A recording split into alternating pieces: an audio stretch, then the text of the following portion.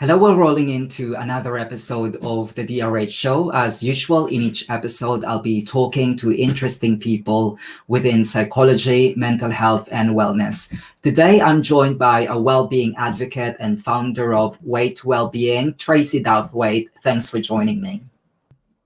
Hi, Dennis. Thanks for inviting me. Lovely to be here. Thank you. It's great to have you here, Tracy. So let's start off with you telling us your backstory, your trajectory in life, and how you ended up doing what you're doing.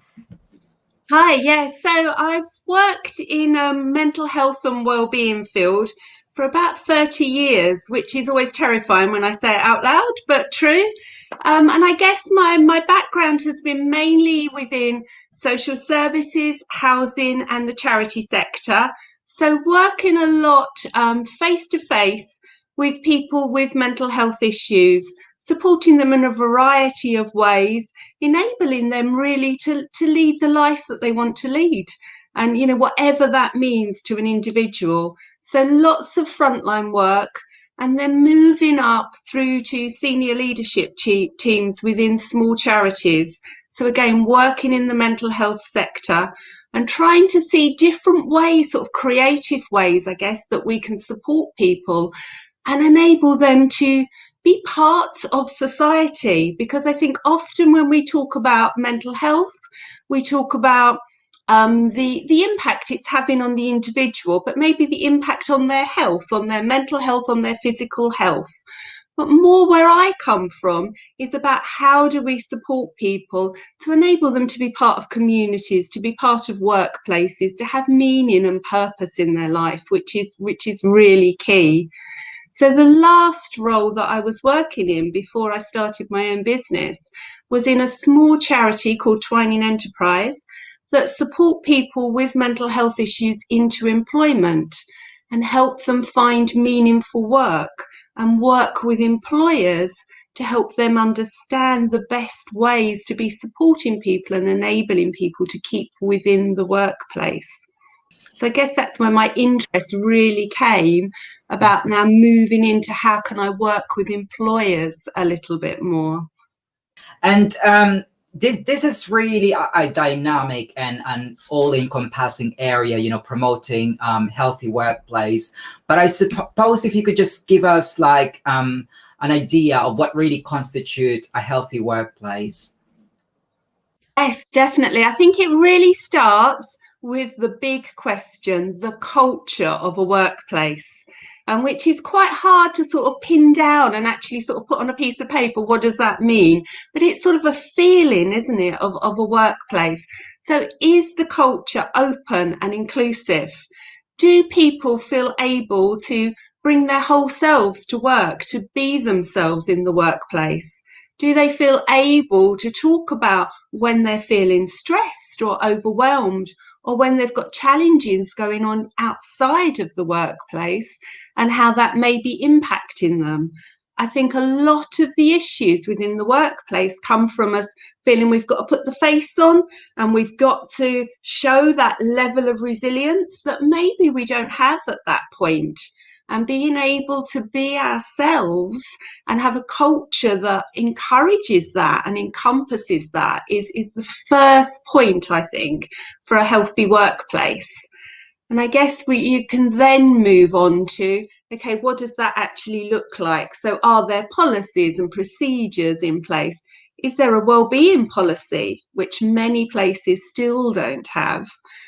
Are there people that are out there within the workplace who are advocates, who are talking about mental health, who are sharing resources, who are sharing their stories?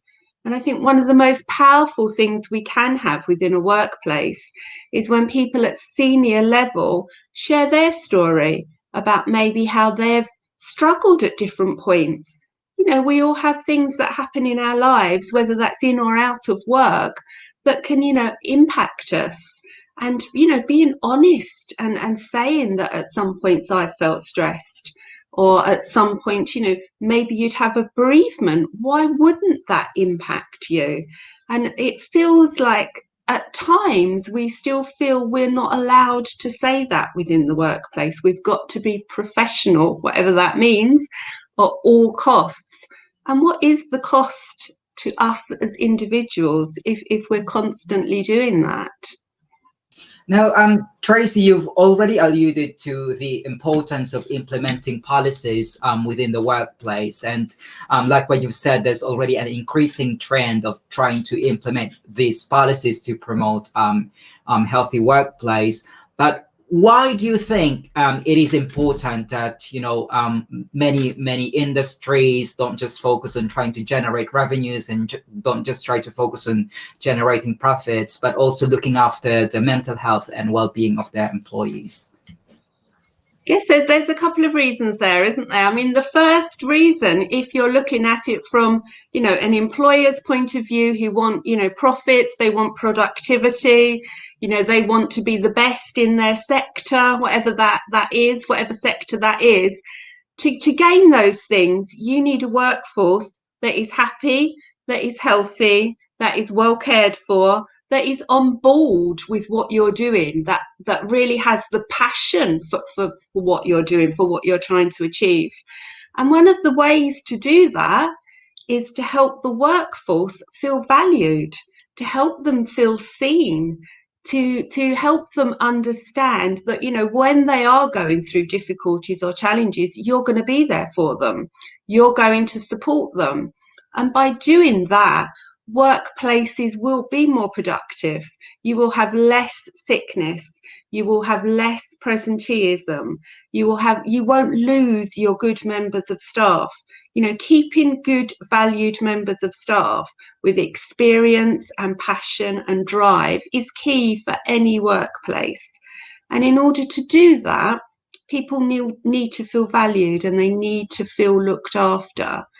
And when you begin to change the culture of an organisation and really listen to your staff and support them, you will actually see that not only your productivity is going to rise, you will also see you're spending less time, counterintuitively maybe, on employee well-being. Because if you're not supporting well-being, you're then going to be reacting to lots of challenges that are coming up. So trying to cover sickness leave, maybe working with people when they're off sick about how to bring them back into work, maybe unfortunately going down capability procedures if things really aren't working out, maybe constantly looking to rehire. All of these things take time and resources away from building your business. So if we can flip that, and we're not reacting to these challenges, we're proactively supporting people, you're going to save time and money. And now, of course, Tracy, the landscape of the workplace has been really transformed. It's been restructured. A lot of the sectors have been forced to, engage in remote working. So as someone who, coaches people on how to promote healthy workplace, can you give us some tips on how to implement remote working so it's not detrimental to, well-being and mental health of the employees? I think this has been a real challenge, hasn't it, for many people, and especially the way that, we didn't plan for this. It just happened overnight and people were suddenly, in their bedrooms or their spare rooms like I am and trying to manage that. And it has been a huge change for a lot of people. Now, there are some people that this has been really positive and, they're finding the working from home experience great for them. But there have been a lot of other people that once the sort of novelty wore off, that they're finding this a real challenge, either the isolation and really missing those work contacts and that conversation that you're having, all those small little conversations you have over making the cup of coffee, or also the challenge of, juggling homeschooling and working, or maybe a couple of you working in the same space, or people sharing flats and all trying to, have a space where they can be doing their Zoom calls or whatever, so many challenges for individuals. And I think employers have sort of been struggling to catch up about how they can support people to manage remotely, not just about can we get people to do the tasks and can we get people to, achieve to the same level, but how do we engage with people? How do we have those conversations? I think we are beginning to see now organisations taking more and more steps to have this regular contact with people. And I think although it's been a challenge, it's also an opportunity. It's a real opportunity that I think now more than ever, we're all in, this time of unsettled uncertainty, not sure what's happening. So we're all really in the same boat, although it's impacting us differently. We all have a collective experience of this. So it's a real opportunity for employers that maybe have felt awkward about asking people how they're feeling. How are you doing? It now feels much more natural to be saying that. And also more natural to be saying, oh, I was okay at the beginning of lockdown, but now we're going into the next lockdown.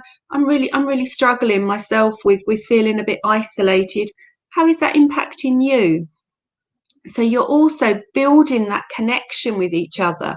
You're showing a little bit of vulnerability yourself as a manager or a leader, and that enables others to feel that they can open up and share with you. So I think just really small things, asking people and keep asking people is key, but also really listening to the answers, because I think we can easily ask people and then hear what we want to hear. Oh, they're sort of okay, they're struggling a little bit, but they're okay, that they're managing. But actually it may be that we need to be asking a few more open questions and trying to find out a little bit more about how things are impacting people. So that could be on the level of how people are feeling, but then there's also this whole other level about the isolation, and how do we build those connections that we had within the workplace that a lot of people are missing. How do we continue some of those conversations? And there's been a great array of different ways that I've found working with different organisations that they're doing at the moment to do this. And I actually had a conversation just before Christmas, actually, with a manager who'd been managing his team for 5 years, a pretty stable team. And he said over the last 6 months, he had a closer relationship with them than he'd had within that whole 5 years. And that's really come about from one small thing they set up, which was on a Monday morning, they'd have sort of half an hour, 40 minutes, little sort of catch up of the whole team all got together. And it wasn't about work. It was all about, so what did you do at the weekend? Did you get out for a walk? What TV show did you watch? Are you playing this new game?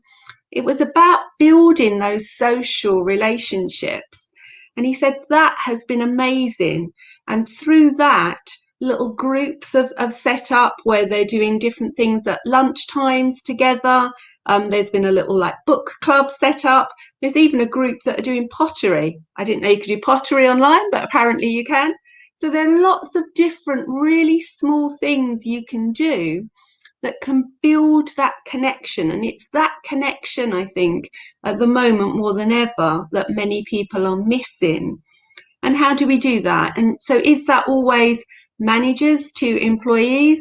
Is it having little support bubbles with employees, sort of, making those groups up together, that peer support, which I think is so important. Doesn't always have to be top down. It's really important that we also have that peer support for people. And I guess, and then alongside that, it is also about supporting people and checking in about how they're doing, and what flexibility can we be giving for people at the moment. I mean, I've no idea how some people are managing to work and homeschool, maybe 3 children of different ages. I mean, that seems an impossibility to me. So what flexibility are we giving people there, and how are we able to support them? And are we able to support them maybe by, almost helping to support the children, thinking outside the box. Maybe the employee needs some time to be doing a specific task. Is there almost like a little online creche we can be doing to be supporting children, be giving them some work? There are different ways we can be working here. It doesn't all have to be the same structure. So it's thinking about what works for individuals and really listening to the challenges that they're having at the moment, I think is key. And of course, another aspect of the lockdown is that there were a number of people who have started their own business. That there's an increase in the number of startups. So, what can you say about those founders or new entrepreneurs because of the lockdown? Um, and also in relation to that, there's some research that says that most founders of new businesses, they experience more stress compared to the traditional employees. So what's your insight about that? Yeah, well, I can definitely emphasize with that. So I started Way to Wellbeing 3 years ago this month, actually. So, and it's been quite an interesting journey. So initially, I was obviously out going to different workplaces, doing lots of courses face to face, and I loved that energy and that excitement that you get from being in a room with people. And I also do like evening work where I was going out to lovely community resources and again meeting lots and lots of people. And I've now come to, as many people have, in my spare room, sitting in the corner, talking at a computer all day. I work alone. It can be quite isolating, and it can be a real challenge. Not only a real challenge in the isolation, but also in the motivation.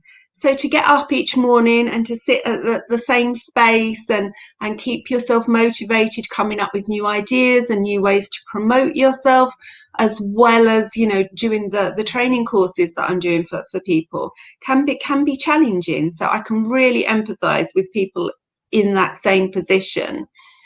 I guess the things that I work on constantly for myself is about the gratitude I have for doing a role that I absolutely love and I have a real passion for. I think there are lots of people, unfortunately, going into jobs that they just feel a bit stuck in, or they're feeling they're having to do, as we all need to bring in an income. I feel, I'm so lucky to be doing something that does inspire me, and I do feel that I'm making a difference to individuals. So I cling on to that, and I cling on to that by keeping a gratitude diary every day. So writing down 3 things I'm grateful for, and I always make sure at least one of those is around work, often 2. Again, to just reinforce and remind myself why I'm doing this. I think the other things for people, it almost slightly similar to in the workplace. It's about, where are we getting those connections? Where are you finding your tribe? Where are you finding the people who can support you, who can understand what you're going through at the moment? And I think that can be friends and family, but also if friends and family are people that are just working in, traditional businesses, not working for themselves, maybe they don't quite understand, some of the challenges that you're going through. Or I've often got, oh, well, just go and get yourself another job. You're very employable. You can get another job. It's not quite what I'm wanting at the moment. This is what I want to do. So it may be reaching out. So I'm on a couple of Facebook groups that are small businesses that support each other and just share ideas or share frustrations. I'm on a couple of, I've got an Instagram group as well, which is local businesses just in my area. So again, and sometimes we meet for a little walk in the park. Certainly when we were allowed to do that a little bit more in small groups, we meet because we're just all local. There's also lots of other sort of resources and organisations out there that obviously offer small business support. So linking into some of those. So you're finding people who are doing similar things to you, so have similar frustrations. Because although it's really important, we're thinking about how do we look after our mental health, how do we look after our well-being, when you're a small business, it's also about how do you find the people that are going through similar things to you, and how you can share those ideas. For me, the other thing I really work on is having a bit of a structure.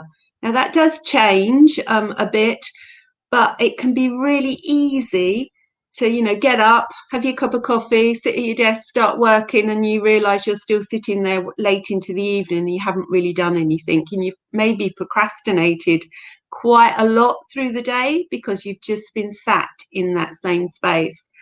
So I have a little morning routine which really helps me get up and motivate myself. That includes some mindfulness. It includes going out for a walk and getting some fresh air before I start work. And then I give myself structured chunks of time throughout the day, which also then involve me coming away from the computer and doing other things that are good for me. I mean, especially at the moment, when we may have some months of winter lockdown, which is going to be much more of a challenge for us, having a structure, doing some self-care activities and placing those at different points throughout the day is really important. And for me, a self-care activity could just be chatting to a friend at lunchtime, but talking about other things outside of work. I obviously, do things that, I do yoga at the end of the day. Sometimes I do evening talks as well, as I am this evening. So I'll make sure I stop about 4:30, and then I'll have like a couple of hours then before I go on to do something in the evening. So really managing your time is important to look after your own well-being. What you said about routine and structure really resonates with me, Tracy, because I'm also a founder. I run my own small company. And so that is really important to me. I really treat it like an 8 to 5 job. So I'm really strict about it. When it's really, past 5, I no longer work. And another practical thing that I really found is I have 2 phones. One is a personal phone and one is in quotation marks, a company phone. So my company phone just stays with my, working area. And then my personal phone, I take it with me for lunch and when the work is over. So that way I'm not tempted to constantly check my, business related messages. And your tips are really, really, really helpful for those who just started their business. Now, yeah, sorry, I was just going to say, leading to that as well, I really come away from social media a lot as well, because I think that's where I can get really caught up. Because obviously use social media to promote myself. I follow a lot of mental health things on social media, and that's great. But there are times, where I really in the evenings and that I come away from that, because otherwise it can just keep me in that work head as much as anything. And it's important almost to take my work hat off and put my Tracy hat on and just relax in the evenings. Yeah. Now, I have a tip for that. I'm actually using an app. It's also a plugin. It's called Distract. So you can install it on your browser. That way, it will restrict your access to social media. I don't know if you're aware of that, but I find it really useful. So I can just focus on what I do. But what I want to talk to you now, Tracy. I understand that well-being in the workplace is just a chunk of what you do. In essence, you really work with a range of areas within mental health, and one thing that you do is advocate for mental health awareness. So if you could just talk to us about your advocacy. Yeah, so I work obviously within workplaces is my main area where I sort of trying to talk about mental health awareness. I run mental health first aid training and mental health for managers training, etc. within workplaces. But I also work within communities and with individuals. So I think it's really important that we almost like separating work and home as well. I struggle with the home work balance that we talk about, work life balance even that we talk about, because I think it's all part of life, isn't it? And if we can be the same individual we are in the workplace where we are at home, then there almost isn't that sort of separation. It's about who we are. So when I work in communities and with individuals, I'm sort of continuing some of that work, but I can do it in a slightly different way. So I run, for example, a range of talks in conjunction with Bell House, which are a lifelong learning charity here in South London. And there we do a whole range of talks that, although are around mental health and well-being, they can also sort of link in with personal development in a way, because I think all these things are linked, aren't they? So I would do a range of talks. For example, the last few months I've done nature for well-being, self-compassion for your inner critic, sort of saying no and managing your boundaries. So all of these things really impact our well-being and our mental health. Let's just take saying no and managing your boundaries as the last one I mentioned. You know, without having good, firm boundaries, without respecting ourselves and having that ability to say no, we're going to build our stress levels, aren't we, up and up and up, because we're trying to spread ourselves too thinly over, you know, to support too many people. And so working on how we can say no, how we can manage our boundaries, and how we can, you know, prioritize our own well-being, which is what I talk about in all of the subjects that I share, how we can prioritize our own well-being and our own self-care, then that's going to lower our stress levels. It's going to lessen our likelihood for experiencing depression or anxiety or other mental health issues.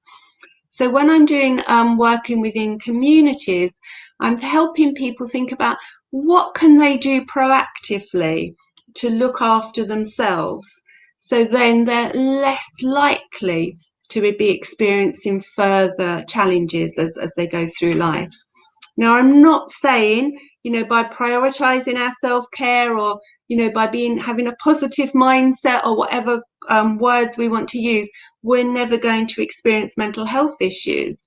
But what I am saying is, by doing some of these things, we can lessen their impact, we can recover quicker, and we're less likely to be experiencing things. And I think for me, this is so important, because you know, although I've worked in mental health all my life, there was a period it's about 14 years ago now, where I became very unwell. You know, I had depression, anxiety, really severe panic attacks. I got to that point, you know, where I couldn't work, I was off long-term sick, and I got to the point where I actually couldn't even go out of the house. I'd got myself, you know, to that point of being so unwell. And I believe that was because over a period of probably 15 years, maybe even longer, probably even longer than that, actually, when I think about it, I'd experienced small bouts of anxiety or depression. I'd experienced severe stress. I'd experienced, you know, a few really large bereavements in my life.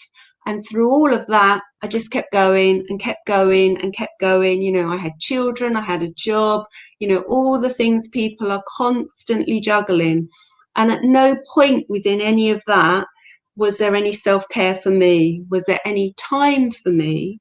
Or was there the time for me to step back and really notice what was happening, and really begin to unpick some of the triggers and some of the things that were happening for me? I just kept going. It was almost like head down, get up the next day, go through it again.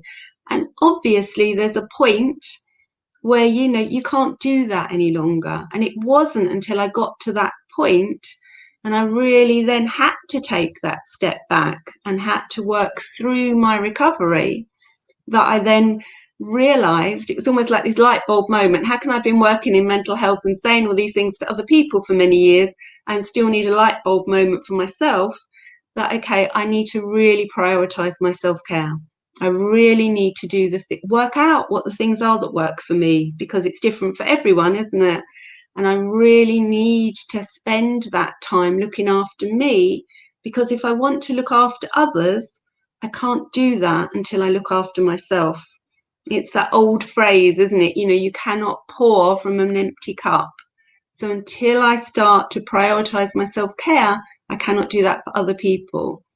And in lots of the community and individual work I do, it's all about recognizing that in ourselves, and feeling that we're worthwhile enough to do this for ourselves. Because I think that's where a lot of this comes from, is that we don't feel we have the worth and that we should be caring for ourselves, which sounds ridiculous when you say it out loud, but it's absolutely true for a lot of people.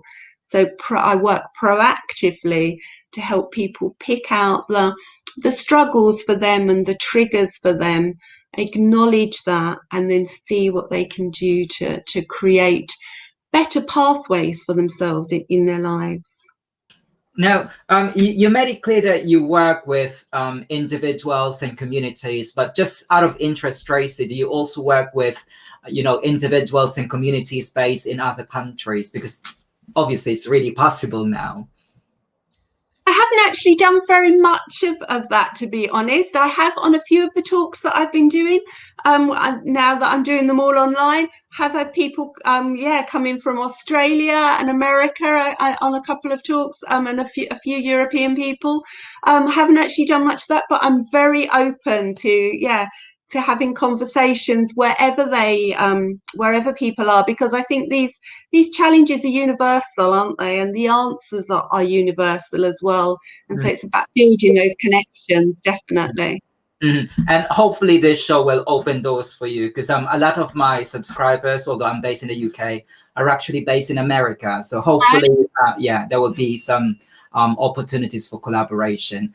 Now, what I'd like to ask you, Tracy, is that obviously well-being in the workplace is a two-way street. You've made that clear earlier. There's not just the role of the employer, but there's also the role of the employee. Can you give us some specific ways on how we can actually ensure that we're looking after ourselves? Do you have any practical tips? So within the workplace, so I think looking after ourselves in and out of the workplace is really key. So again, thinking about what is that morning routine we're doing before we go to work? How are we caring for ourselves? What works for you? Really important, because what works for me may be completely different to what works for somebody else. So we have the basics, good sleep, what we put in our bodies, so what we're eating, exercise, taking some time to be quiet. I think that is really important, and maybe that is something that people are not doing as much. So having that moment, so whether that is formal mindfulness or meditation practice, or whether that is just having a short walk around a park, but being in quiet without the music and without everything, to almost let our minds have that sort of recharge, and that calming down is really important. And then once we're in the workplace, it really is about those boundaries and those structures that you can put in place, almost structuring your day. I think almost like you were saying about the social media, we can be the same with emails at work, can't we? We can be distracted really easily and sort of go into the emails every 10 minutes rather than focusing on the piece of work we should be doing. So structuring your day to give your mind the most focus on different tasks is really important. But also being authentic with your manager or your boss at work. How can, if you're struggling, if you're feeling stressed, if you can't manage those 10 pieces of work that have all been given a deadline by Tuesday, be honest about that and look at where you can give and take. What are your priorities? Really, because I think when we feel overwhelmed, we can dip in and out of 20 things, and then we can not focus on the most important tasks, and we can get distracted very easily, and then we can become more overwhelmed. So really help, maybe having someone to help you focus and prioritize your work can be really important. And then, thinking about how do we have that downtime after work? I really like the idea of, since we were all, most of us or a lot of us are working from home at the moment, in that commute to and from work, even though we're working from home, thinking about how do we change that mindset to and from work. So that could be going for a walk around the block at the beginning and the end of the day. It could just be going away and doing a little bit of exercise or a bit of yoga in another room. It could just be, almost, moving everything out of the way and covering it up and having a routine that you're doing. So you help your mind change from workspace to home space. Because I think, although we always used to moan about the commute, I think it was a way of helping our brains change from one place to another. So thinking about how you can implement that in some way can be really important. Thank you, Tracy. And I'd like to learn more about your organization. So, if you could just share to us, what are the highlights of Way to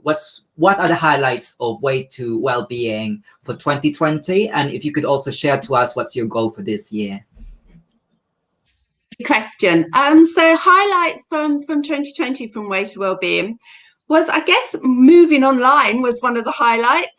What didn't feel like it at the time, but actually now I'm really loving doing this. So Way to Wellbeing provide lots of training for organisations. So we've been working with some big multinational organisations this year, bringing different tasks and different ways of looking at mental health in the workplace. So although I do some of the, the sort of mental health first aid, as I said, and mental health awareness sessions, I really like some of the sessions that are slightly different. So I've been doing self-compassion for leaders with one organisation. So working about how we have that improved communication, because I think for me, a lot of when we're talking around mental health in the workplace is about how do we communicate with people, and compassionate communication is a really interesting area for me, which I feel gives us a lot of opportunities to really engage with mental health in a different way. So designing and developing that in collaboration with an organisation was certainly one of my highlights last year, alongside doing lots of work around kindness as well, which I feel last year, was, a time when we did see a lot of kind acts. So I was doing lots of talk and lots of work about how we can support kindness across an organisation. And again, going back to that, what's the best things to help mental health? Changing the culture of an organisation. And kindness is a way that changes the culture of an organisation. So I think, although we talk about mental health, and I'll talk about anxiety, and I'll talk about depression, and I'll talk about conditions, it's also around that whole emphasis around well-being, and about what does even well-being mean. So well-being isn't just doing my yoga or getting out for my walk. Well-being can be, am I being self-compassionate? Am I being authentic? Am I being kind? So a whole range of topics there.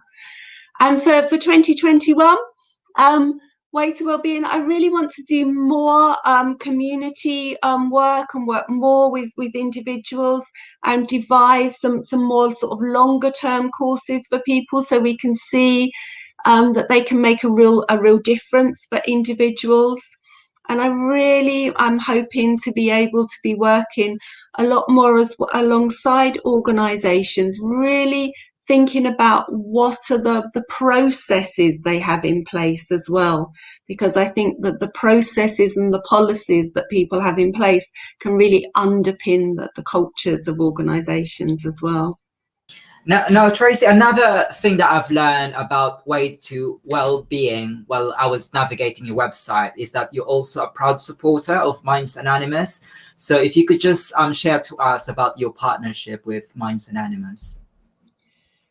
So over the last few months, I've got to know Minds Anonymous, can't speak now, really great organisation that are sharing people's mental health stories. And again, this goes back to what I was saying at the beginning, and why I'm so pleased to be partnering with them, is we've all had struggles at different times.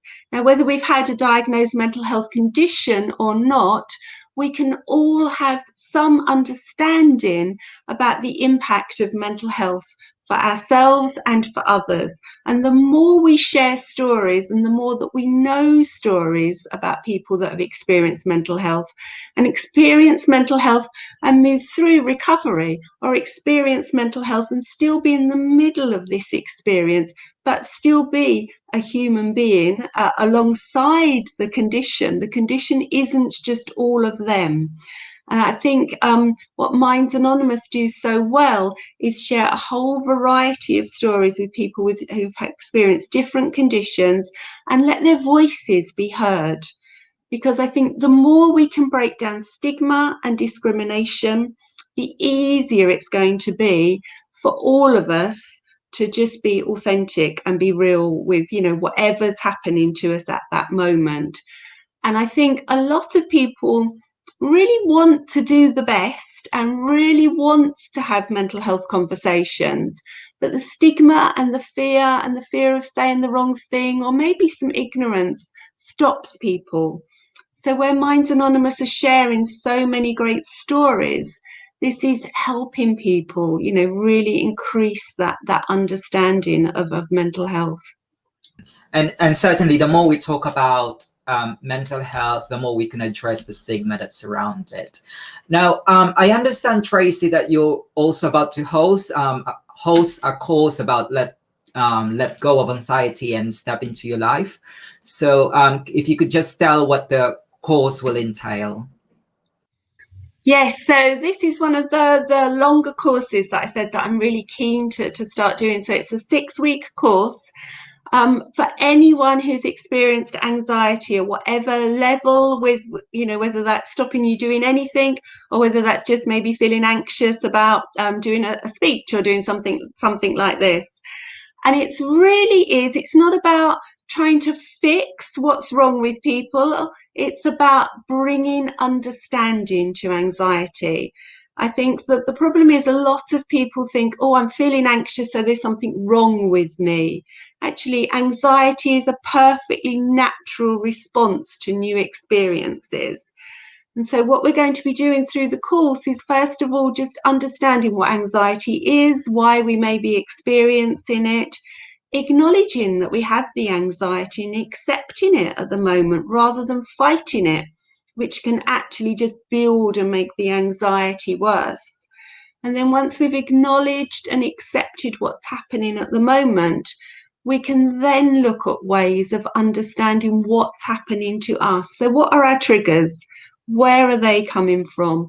What's underneath the triggers? What is the fear? What is stopping us? What's holding us back from leading the life that we want? And then using a whole variety of different techniques. So whether that's focusing on our breathing and just sort of building that sort of mind and body connection, and also focusing on some CBT techniques to sort of maybe challenge some of those negative thought patterns, and also challenging the language we use. For me, language is so important. And, just noticing that negative language that you may be using about yourself and changing some of those words, and sort of taking that step back and just noticing them. All of those things can have a real impact on our anxiety. So it's working with the anxiety rather than trying to fix ourselves, and then building small steps, which, different things will work for different people, and building small steps so we can make those changes. And this is our life, isn't it? We don't want to be sitting in the corner almost frightened to live our life. We want to be out there and doing it. And I've been there, and I've been that person who couldn't leave the bedroom at one point. And you can do it. It is possible. So I'm really, really excited to be starting this course. Mm-hmm. Now, if they want to register, where can they do this? I presume it will be on your website. Yeah, so if you go to the website, which is waytowellbeing.co.uk, and you can find all the details there, or drop me an email or a message if you want to talk about it, that would be great. What I'll do is I'll put the link to your website on the description notes, so for anyone who's interested, they can register. Now, Tracy, you mentioned something about changing the language, and it just reminds me of what you said earlier, that a lot of things has happened about mental health over the past few decades.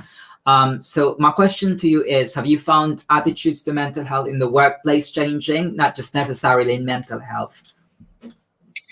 Yes, I think they've definitely changed. I think, we wouldn't have had 5 years ago, 10 years ago, definitely. We weren't having conversations around mental health in the workplace. It was a real struggle. When I was working in my last organisation and going into different businesses trying to talk about mental health, there was a real fear, and the conversations weren't happening as much at all. I think we've still got a long way to go. I think some organisations are almost doing a tick box exercise of, oh, I've done something around mental health, but there still isn't the understanding about what that means. But I think for other organisations, they are on a journey.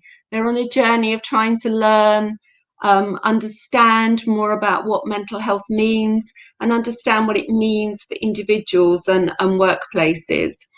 But I do feel that, yeah, we've still got quite a way to go. I still feel there is that disconnect from, okay, we want profit, we want productivity, we want this, or we can't do mental health awareness because it will take us away from that. And there's still that lack of understanding that actually doing both will enhance, you know, the individual, but it will also enhance the business.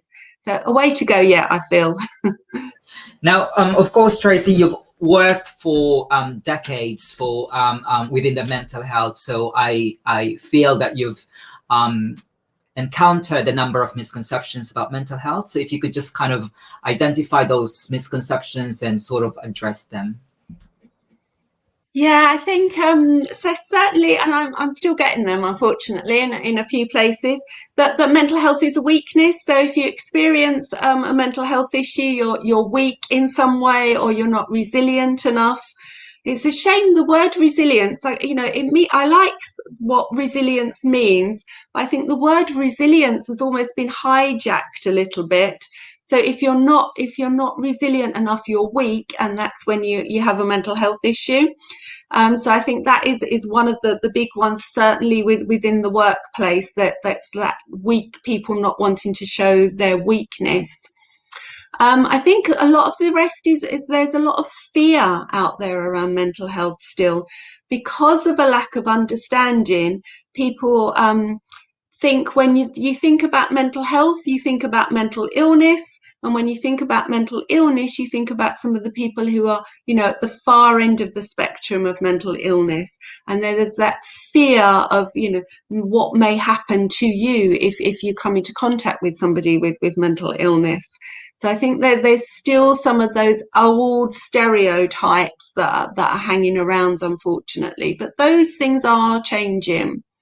And I think the other biggest misconception for me is that mental health, mental illness misconception. I always start any of my training, any of my talks on mental health awareness, talking about the fact that we all have mental health and that we all need to prioritise and look after our mental health. And I think if you start from that point, you then, you know, that helps to break down stigma, because it's not us and them, us that are okay and managing, and them, you know, who are not. If we start to think we all have mental health, then we've got a chance, I think, of making a difference, changing that discrimination, changing that stigma, and really, you know, moving forward about how we can support each other and how we can, enable each other all to lead our best lives, really.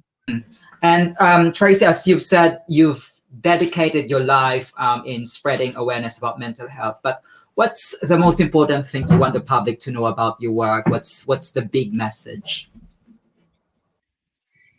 The big message, I think, is about prioritising our self-care, about if we can all take, you know, 10 minutes a day, 20 minutes a day, whatever it is you feel you've got to spare, to looking after yourself and prioritising your self-care. We're going to all then be able to lead healthier, happier lives.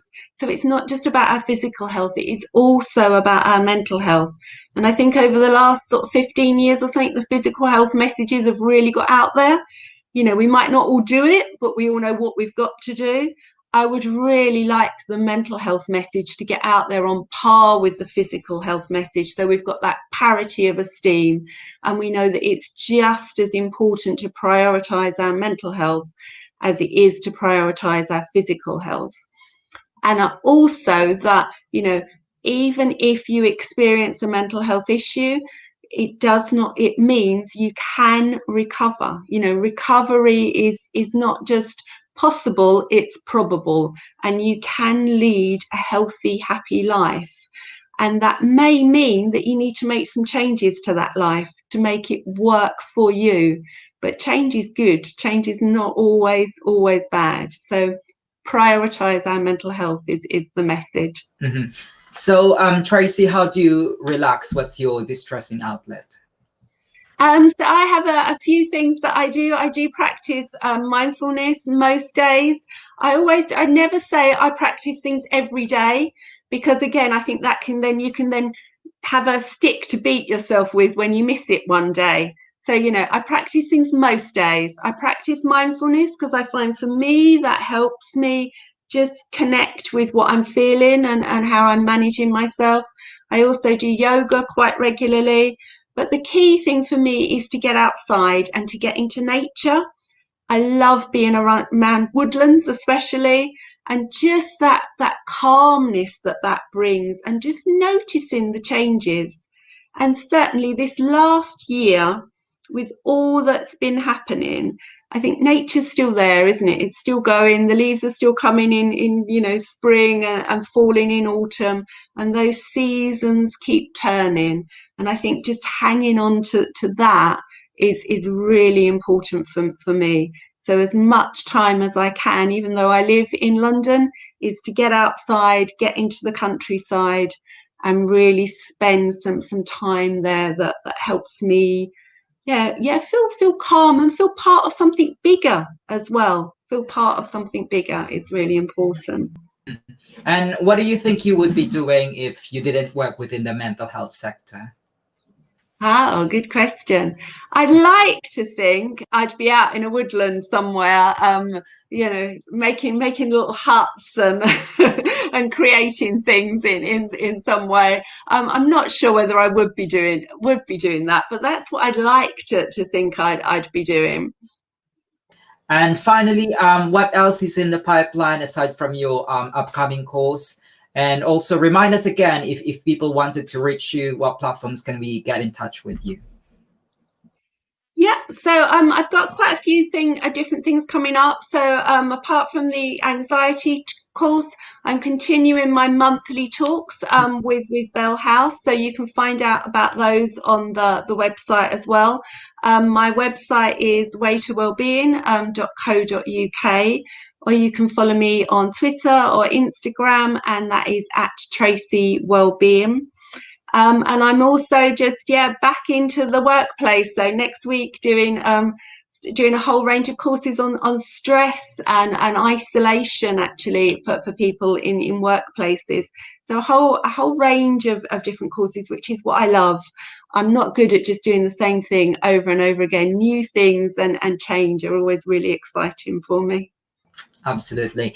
Tracy Douthwaite, it's a pleasure having you here on the DRH show. I look forward to hearing more about your work. Thank you.